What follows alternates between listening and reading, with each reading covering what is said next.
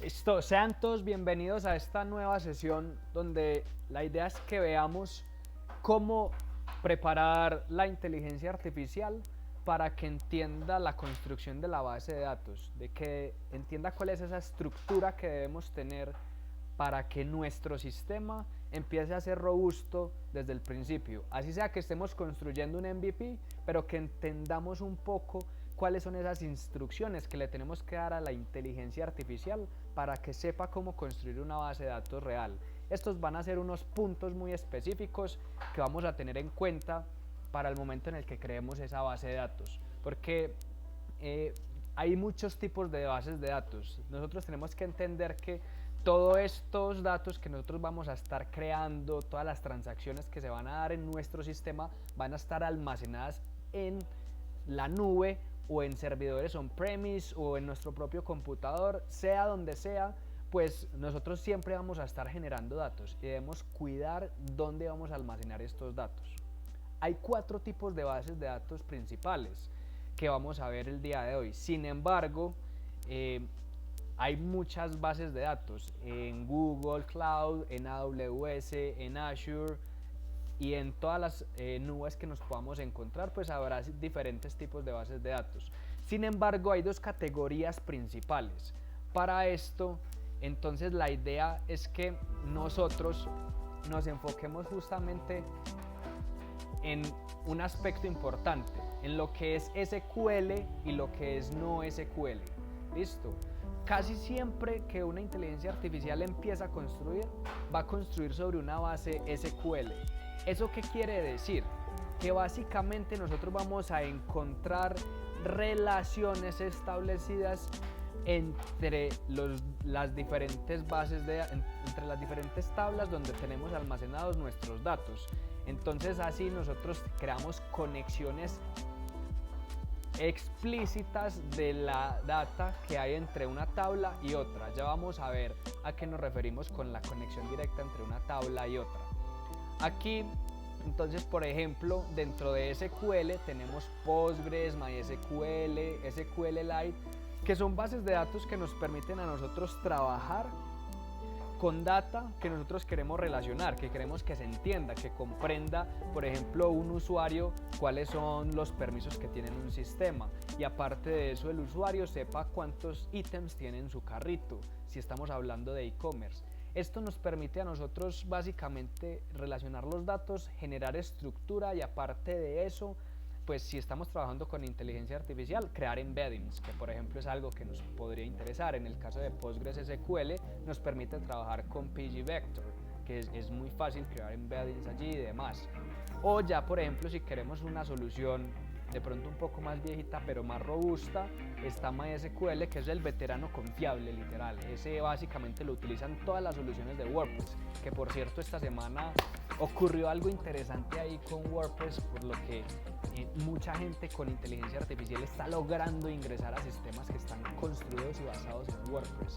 Y esto pues también nos deja mucho que decir, porque ¿qué queremos hacer nosotros? Pues justamente crear un sistema robusto y que tenga ciertos niveles de seguridad. Para esto pues también vamos a tener un video aparte que se los voy a estar dejando para que chequemos como cuáles son esos principios o básicos de seguridad que debemos tener en cuenta para nuestros sitios web. Sin embargo, continuemos un poco acá con el SQLite. SQLite no requiere como de un motor específicamente dentro de un sistema instalado y demás, sino que por defecto ya en nuestro computador podemos hacer una instalación muy breve de un paquete que nos permite hacer el manejo y la administración de una base de datos sin tener que desplegar un nuevo servidor, sino que casi siempre se hace en local o para sistemas muy pequeños. Entonces, ¿cuál es la diferencia principal entre Postgres, MySQL, SQLite? Pues básicamente la robustez. Entonces, entre más robusto queramos nuestro sistema, pues vamos a ir a uno o a otro. Y también dependiendo de lo que se esté viviendo en el momento, pues justamente ahora el tema de todo lo que es inteligencia artificial pues está muy utilizado con PostgreSQL. Sin embargo, pues también podemos encontrar otras tecnologías. Aparte del SQL está el no SQL. Entonces el NoSQL es básicamente entender que no hay unas relaciones fuertes, directas entre una tabla y otra. Entonces yo les mencionaba, un usuario puede tener niveles de acceso en un sistema. Eso está vinculado con una clave foránea. En el caso de Mongo no tenemos esa vinculación directa y la idea es que no funcione así. ¿Por qué? Porque esto funciona a través de esquemas y los esquemas básicamente nos permiten a nosotros crear estructuras que van a ser iterables, ¿sí?, a través de algoritmia para que podamos mapear información de manera rápida. Sin embargo, pues la idea es que si tenemos un formato JSON no tengamos una estructura demasiado profunda con muchas capas de profundidad, porque entonces esto también va a alterar el performance de nuestra base de datos. Esto pues va a hacer que nosotros tengamos que también ir definiéndole a la inteligencia artificial qué queremos y qué no queremos. Listo. Entonces para todo lo que sea NoSQL, aquí vamos a encontrar pues como que es una mentalidad diferente y tiende a ser un más flexible por los costos y por el tipo de información que genera y que almacena. Aparte de eso, pues los joins de lo que tenemos en SQL no existen, como les decía, no hay una cohesión fuerte, no hay una vinculación fuerte. Y pues eso sí, como en SQL hay migraciones, en Mongo pues las migraciones pueden que sean mucho más complejas. Eso quiere decir que entonces, ¿cómo debemos pensar en una base de datos cuando utilizamos IA? Básicamente, cuando usamos IA para codear, hay algo bien importante y es que la IA no sabe lo que le decimos, ¿cierto? Si nosotros le explicamos, le decimos, hazme un backend, ¿sí?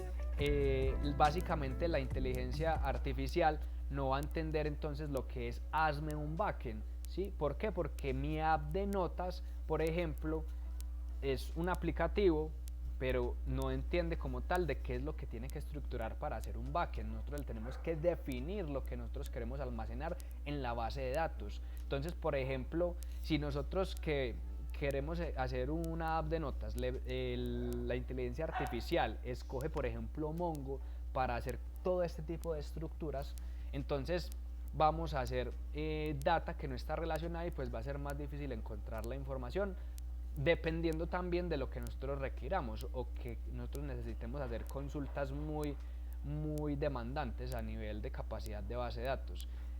Por ejemplo, para una app de notas, pues de seguro va a cumplir. Ya si necesitamos nosotros saber quién hizo las notas, si tiene etiquetas, no tiene etiquetas, si fue compartida, si la nota no fue compartida. Entonces hay un montón de información que tenemos que empezar a relacionar y puede que en cuanto a performance, una base de datos relacional como Postgres, MySQL, nos ayuden a nosotros a subsanar justamente lo que una base de datos no SQL como Mongo no nos permitiría solucionar. Entonces, ¿qué tenemos que hacer o qué tenemos que decirle a la gente para que justamente pues, podamos empezar de la manera correcta? Entonces, eso sí, pues los datos deben de tener una estructura fija.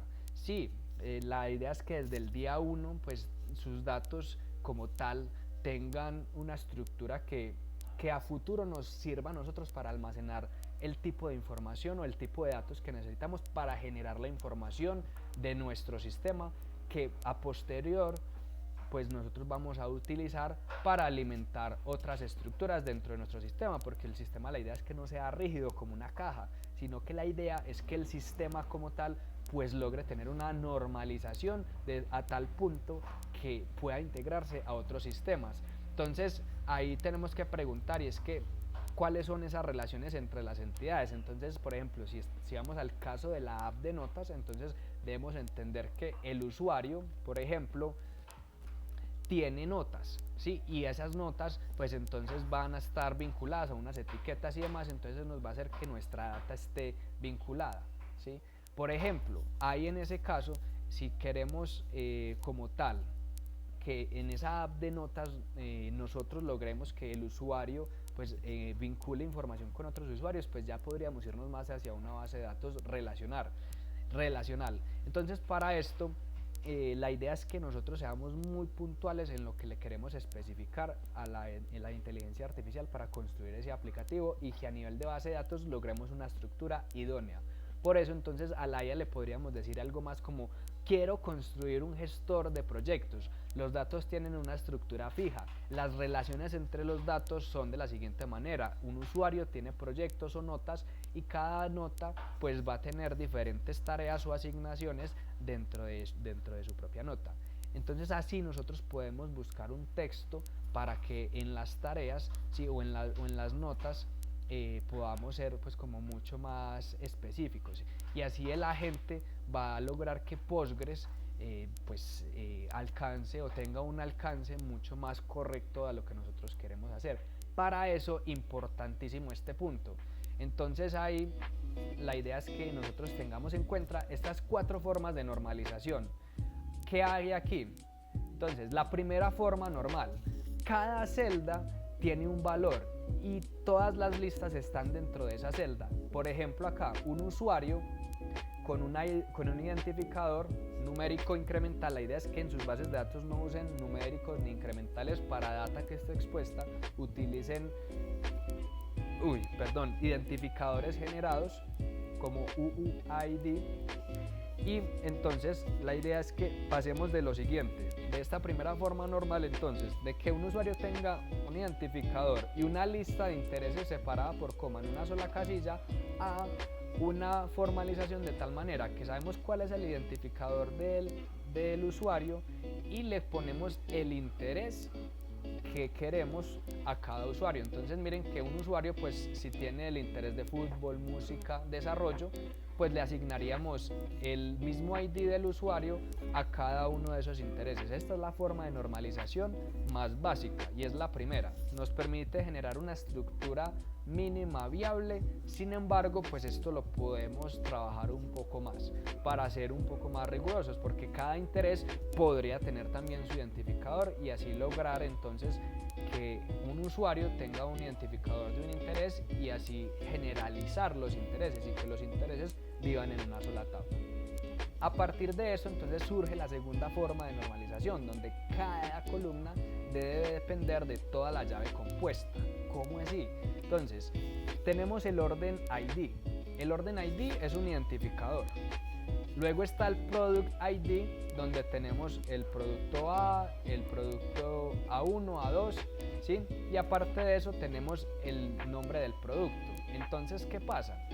Acá vamos a encontrar que la forma en la que se va a normalizar el contenido, pues está como repetido tener un identificador y el nombre de un producto, cuando con un identificador ya puedo encontrar el producto. Entonces, ¿qué podemos hacer? Nosotros decimos: tenemos una tabla que va a ser Orden ID y Product ID. De esta manera ya vinculamos el ID, la orden y el ID del producto. Mire que en una orden podemos tener varios productos.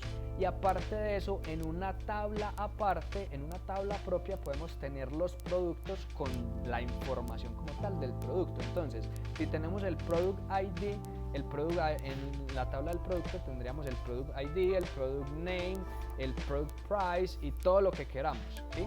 Ahí sí podríamos tener toda la información sobre el producto. Y así logramos la segunda forma de normalización. De ahí surge la tercera forma normal. Entonces, cada columna no llave solo depende de la private key. ¿Qué es la private key? Básicamente la llave principal de una tabla. Entonces esa llave principal la tenemos que definir y le tenemos que indicar a la inteligencia artificial. La llave principal de nuestra tabla de productos es Product ID o ID. Y entonces así identificamos esa tabla como esa columna, como inmutable, y nos va a relacionar el contenido entre diferentes tablas. Entonces veamos este ejemplo. Tenemos otra vez una orden, tenemos el Client ID y tenemos el Client Email. ¿Qué pasa? Nosotros acá pues podemos sacar el Orden ID y el Client ID, que hasta ahora muy similar a la segunda forma normal, pero acá entonces separamos el cliente de la tabla propia. Es decir, básicamente sacamos el Client ID y el Client Email a una tabla propia. Y de esta forma ya tendríamos nuestra tercera forma normal, donde toda columna no llave solo depende de la private key. sí, que es un poco similar a esta segunda forma normal, pero pues varía. Aquí la cuarta forma normal, entonces no mezclamos dependencias independientes. ¿Cómo así? Tenemos un PROI ID de tal manera que está relacionado con un investigador y un equipo, y entonces el PROI ID tiene un identificador para el investigador, y de esta manera entonces nosotros lo que hacemos es que para el PROI ID y el equipo sacamos otra tabla aparte de tal manera que podamos relacionar los datos y pues generar una estructura mucho más separada. Esto, si no se entiende a cabalidad, pues simplemente ya hay documentación explícita sobre primera, segunda, tercera, cuarta forma normal, y con esto entonces podemos darle mucha más estructura a nuestro sistema para que la tabla o las bases de datos o las tablas en la base de datos estén normalizadas. Listo. Ahí, importantísimo tener en cuenta que con estas formas normales, entonces, pues surgen unas estructuras dentro de nuestro sistema de bases de datos. ¿Cuáles son esos requerimientos base? Simplemente dentro de todos los sistemas hay particularidades. En este caso vamos a hablar desde Postgres, que es como lo más utilizado. Y justamente entonces existe algo que son índices. Y entonces dirán, ¿qué es un índice? Pues así como cuando uno coge un librito y empieza a ponerle una etiqueta para saber en dónde es que voy, ¿sí? Entonces yo le pongo un papelito, una servilleta, un pedazo de lo que sea. Hay gente que le mete hojas, pues se daña el libro, pero si le metes un papelito y lo cierras, tú cuando vas a abrir el libro, tú no vas página por página buscando a ver en dónde es que vas, no, tú coges el índice que tienes, abres el libro y ya sabes dónde vas. Asimismo funcionan los índices dentro de las bases de datos. Entonces no se trata de leernos todo el libro para poder llegar al índice, sino simplemente abrir donde está el índice y ya de ahí sabemos dónde vamos. Entonces esto nos sirve a nosotros para acelerar las búsquedas en las columnas frecuentes o en los sistemas frecuentes que nosotros tengamos con nuestro sistema, listo, o nuestro backend pues, o el recurso que sea que esté consultando. Y de ahí surgen otras dos estructuras que básicamente son las vistas y los procedimientos almacenados, perdón, los stored procedures.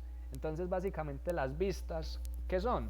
Pues si ya tenemos consultas que están siendo repetitivas, pues guardémoslas, ¿sí? Ya con el índice sabemos a dónde tenemos que ir. Con las queries que ya se han hecho, por ejemplo, si cada 2 minutos traemos los 10 primeros productos de nuestra base de datos, entonces pues guardemos esa vista de tal manera que nosotros logremos que cuando la IA vaya a hacer un request o el sistema vaya a hacer un request, pues traiga esa vista a nuestro sistema y así logremos entonces acelerar la ejecución de nuestras requests que hagan nuestro backend, frontend o el que sea, o el recurso que sea que se esté comunicando. La idea es que un frontend no se comunique directamente con el backend, pero bueno, ahora en estos días se ve mucho. Y de ahí ya entonces vamos a los procedimientos almacenados. Los procedimientos almacenados, ¿cómo los podemos ver? Básicamente son funciones, ¿sí? Así como uno veía funciones en cálculo o ve funciones que se ejecutan cada cierto tiempo, los procedimientos almacenados pues sirven para eso dentro de una base de datos. La idea es que esto sí lo usemos muy bien porque son funciones que se van a estar ejecutando contra la base de datos y pues van a llamar. Es como cuando le damos herramientas a la IA, nosotros le damos herramientas a la IA para que trabaje. Entonces aquí pues la base de datos tiene la posibilidad de dejar unas funciones como para uno llamarlas y decir tráigame tantos, actualíceme la columna de precio. El IVA ya no es del 19 sino del 21%. ¿Sí? Y entonces, ¿qué pasa? Pues ese procedimiento almacenado pues se va a ir a ejecutar cada vez que se cumpla una condición y va a ir a actualizar en este caso pues la columna del precio, ¿sí? En caso tal de que, por ejemplo, otra columna sea actualizada o, por ejemplo, en este caso el IVA sea actualizado, eso va a hacer que nuestros productos pues en su precio cambien o se modifiquen, si es que lo tenemos atado en su lógica de esta manera. Ahí importante, seamos muy específicos con la IA para que tampoco abusemos de esto, no crear índices para todo, ni vistas para todo, ni almacenamiento, ni procedimientos almacenados para todo. Si quieres saber cómo crear más de estos, pues déjame saber en los comentarios o escriben por LinkedIn para que podamos conocer un poco más de en qué momentos debemos implementar cada uno de estos. Esto lo acabamos de hablar desde Postgres. Ahora vámonos al otro lado, a la otra cara de la moneda, que es NoSQL. NoSQL básicamente tiene lo siguiente, y es que como no tenemos información relacionada, hay distintos niveles. ¿Cómo así que niveles? Sí, porque toda la información se guarda en un formato JSON, y entonces los formatos JSON son estructuras pues que van anidando información, y la idea es que no tengamos más de 3 niveles de anidación, es decir, que no haya como más de 3 estructuras anidadas. Esto pues es como por convención, igual puede que a veces tengamos que pasarnos una o dos niveles de anidación, pero la idea es que a 3 niveles de anidación ya nuestro sistema pueda funcionar súper bien. ¿Esto para qué? Para que podamos tener un embedding correcto, que los documentos o los datos dentro del documento sean uno a uno o de uno a pocos, y siempre se pueda leer como de manera conjunta, o por ejemplo con una herramienta como GraphQL nosotros logremos optimizar nuestras queries para que pues el performance del aplicativo funcione de manera correcta, porque aquí pues todo lo otro que acabamos de ver pues va a ser más difícil de implementar y más complejo, a pesar de que la herramienta en sí misma GraphQL pues nos permite trabajar en cierta medida como con cierto cache layer. No va a ser lo mismo que un índice, que una vista, que un procedimiento almacenado. Listo. Y aparte de eso, entonces, dentro de lo que sea NoSQL, ¿sí? No podemos trabajar la misma lógica de SQL. La idea es que adaptemos nuestro sistema para trabajar con NoSQL y definamos los procesos que deben trabajar con NoSQL, ¿sí? Ahí lo importante es que al inicio siempre modelemos como cuáles son las relaciones del sistema, y entender si pues en definitiva son datos que están aislados, pues de pronto trabajarlos con NoSQL, o ya mirar cuál es la intención de esto. Por ejemplo, aquí una regla práctica es: si siempre lees los datos juntos, puedes trabajar en embeddings. Si los datos crecen sin control, pues vamos a tener referencias, y pues esto nos va a permitir trabajar rápidamente. Y si no sabemos pues como tal sobre cuál es esa referencia, pues podemos optimizar después con lo que sea de GraphQL, o ya montándole otro sistema de una base de datos tradicional. Entonces aquí viene el truco con la IA, y es: si le dices por ejemplo a OpenCode o a CloudCode que te modele pues como tal lo que es la base de datos en MongoDB con un embedding donde tenga sentido y referencia como tal todos los procesos que tiendan a crecer, podría entonces la IA llegar a una mejor aproximación si le dices, pues o acaso contrario, si le dices solamente que te haga una base de datos. ¿Por qué? Porque pues aquí entiende cuál es la tecnología que debe usar. Ya le estamos diciendo: hazme la base de datos o el modelo de datos para MongoDB, para un objetivo que es crear embeddings, y esto pues va a ser mucho más sentido para la IA y vas a ver más estructuradamente qué hacer. Mientras que si nosotros como tal le decimos solamente hazme la base de datos, se va a decantar por el 99% de las soluciones en este momento que están creadas en PostgreSQL. Ahí básicamente esa es la estructura y lo que debemos de tener en cuenta para que la IA funcione súper bien en nuestros sistemas. Entonces con esto vamos a hacer como un recapitulado aquí de lo que hemos hablado, y es básicamente que al elegir la base de datos no es una decisión religiosa, pues, o sea, Postgres casi que para todos nos va a servir. Si queremos probar algo en local, SQLite pues va a ser local, embebido, y va a funcionar súper bien para procesar 1, 5 datos, 10 datos que nos permitan a nosotros validar. Y MongoDB pues para datos que sean flexibles va a ser una muy buena oportunidad. Y ya MySQL, pues si ya lo tenías, pues trabájalo con eso. Si lo puedes trabajar en Postgres, mucho mejor. Lo digo por las tendencias actuales. Igual esto es opinión personal, cada quien tiene que probar e ir diseñando sus propios sistemas para encontrar cuál es esa solución que quieren. Y lo más importante es que la DB que elijas, la base de datos que elijas, casi que el tercer nivel de normalización te va a salvar siempre de los dolores de cabeza a futuro.